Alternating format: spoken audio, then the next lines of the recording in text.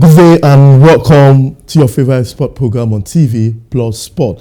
I'm your host, Mudashiru Shitu, and today will be interesting because later tomorrow we'll be having the Super Eagles play Guinea-Bissau, and not forgetting that that is a Group A cracker between the first on the log table in Group A and the second. The Super Eagles with 6 points and Guinea-Bissau trying to ensure that they go close to the Super Eagles. Also, still in football, but we'll be talking about football academy in Nigeria. We know that several football academy in Nigeria, but a lot of people ask, what is that role? What do they do? Why is it not so well known? And what is the purpose of football academy in Nigeria? Joining me to talk this and give us an in-depth analysis is all the way from Texas, Houston, is Bayonle. He is a proprietor of a football academy. It's good to have you, Bayonle. Thank you for having me this morning. No better person fits this discussion than you, having taken your career from here in Nigeria in line with football and what you do over there. So now, let's go straight. What are you expecting in tomorrow's game between the Super Eagles and Guinea-Bissau, knowing that every invited players are already in camp?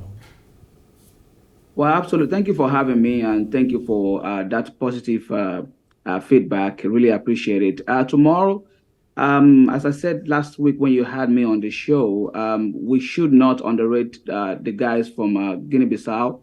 Football has changed over the years, so the Super Eagles should not think they're going to have an easy ride. Of course, we already saw that happen just yesterday when the under-23 team could not defeat the Guinea team that came to visit them in Abuja. So that's a very good example for them. So they just have to go out there, take care of business. Everybody should show up and be able to put in their best. Hopefully, we'll have our golden boy at the moment, or golden boys, because there are a couple of them, Samuel Chukwueze, Ademola Lookman, and of course, the big one from Napoli, Victor Osimhen, scored some great goals for the Super Eagles. But I'm not expecting anything less than victory in Abuja and when the return leg is played in Guinea-Bissau. We know over the time that, like you said, football has really changed. But what do you think? Bissau might not be so much bundle of talent, not all, as some say, a coach can undo such bundles of talent from the attack to the midfield to the defenders, and not forgetting the goalkeepers. Do you expect a game like that on paper we assume that the Super Eagles can win? Do you expect him to unleash someone like Victor Osimhen on a game like this, or you still expect him to still hold on, to use the like of Lookman and we have Alex Iwobi and all these guys? So what's your own in terms of formation? Nigeria is well famous for playing from the wings, and right now we do not have any reason to complain that we don't have a finisher as we had lacked over the years in terms of someone that will score the goals. Victor Osimhen has proven to be a good header of the ball. He has proven he can score with any part of his body. He's a complete striker, and the consistency has shown that, as you said, it should not be left for the coach to take action and be able to make use of the resource he has. He has a bundle of them. I mean, in every department except the midfield, of course, that we mentioned, that we do not have proven players in that department at the moment due to injuries to a couple of them that are invited. But overall, I expect the team to be able to perform. I expect the coach to inspire the boys for them to go out there and take care of business and be able to come out with victory. There shouldn't be no excuse.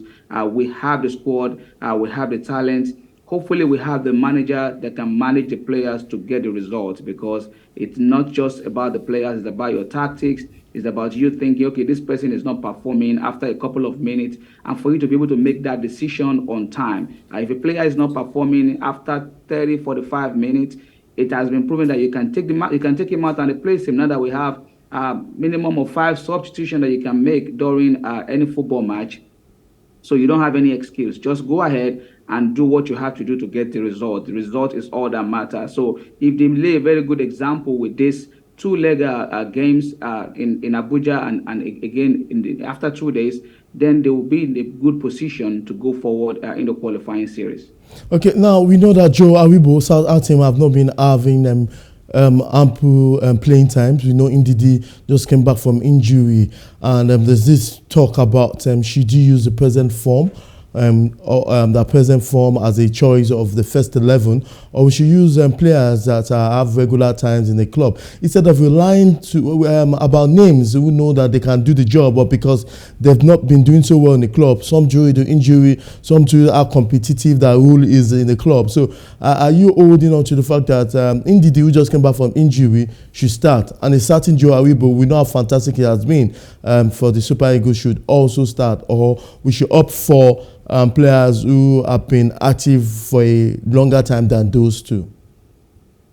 Well, that is the responsibility of the coach. That is actually absolutely his responsibility. And you also know that sometimes what players do at the club, yes, we know that if they are not playing back-to-back games and being informed, it might be a major challenge.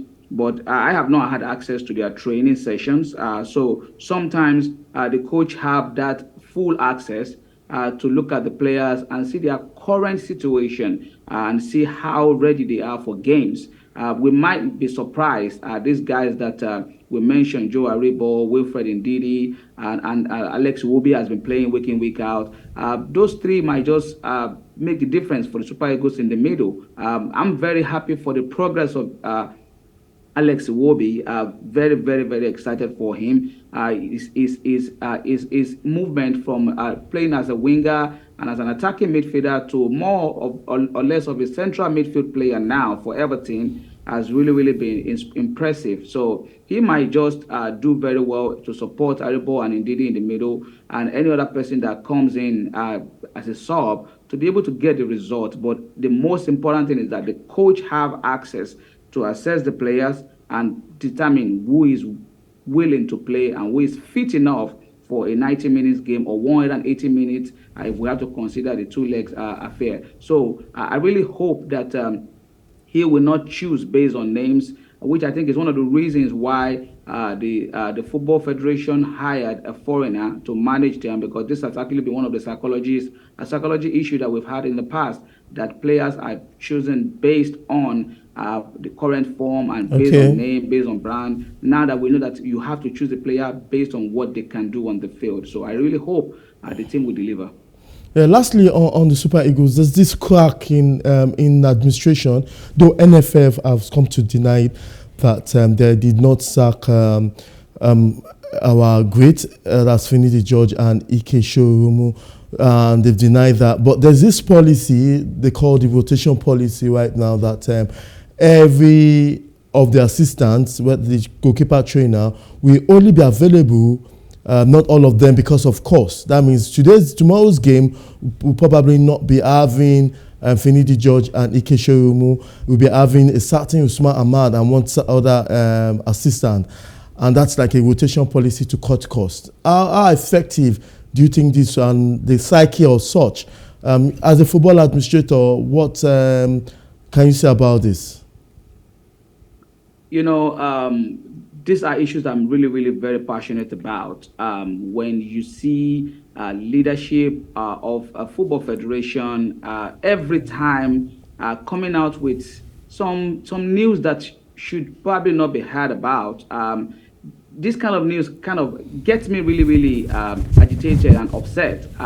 There should be no reason at the level of the Super Eagles of Nigeria, or for a nation like Nigeria, to even be discussing such issues publicly. You know, if we have the right kind of leadership at the Glass House. I saw last week, over the week, Ikesho Rumu, like you call them, are great. Coming out to talk about that, yes, he did have some issues with ex-international Finidi George, and that how much he's being owed salary. And now that you mentioned this, that somebody will not be on the sideline because of some, it does not sound well. It does not put us right. This is 2023. And Nigeria is not a small footballing nation. We have been the third most popular and most powerful nation in the world of football in the past. And as far back as 1994, what are we doing? What are those administrators doing to just keep discussing this kind of issue? These are the things we should not even be hearing about in the public face at all. They should get their act together and get the business done. I think that's the best I can say about that particular issue. From a sport administrator like you. Now we know that before we go to the next topic, we want our listener to know that today it's going to be tomorrow. They peg the ticket for 2,000 and 10,000 depending on this part of the city you want to be. So Abuja International Stadium tomorrow will be an interesting moment. Now, away from Super Eagles and Guinea-Bissau.